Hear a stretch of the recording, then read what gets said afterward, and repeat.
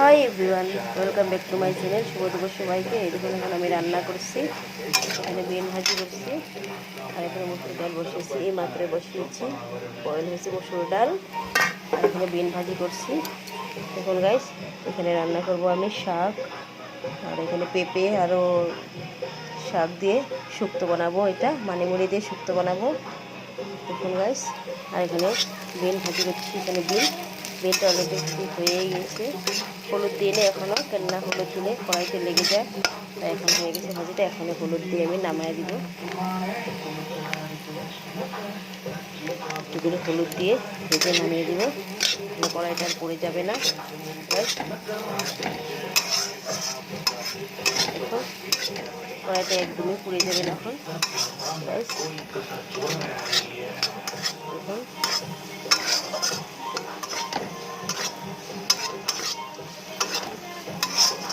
দেখুন গাইস, কড়াইটা একদমই পুড়ে যাবে না। তেল দিয়ে বিনটা ভাজি হওয়ার পর নামানোর অল্প আগে হলুদ দিয়ে লাড়চাড় করে নামিয়ে দিবে, তাহলে কড়াইটা একদমই পুড়বে না।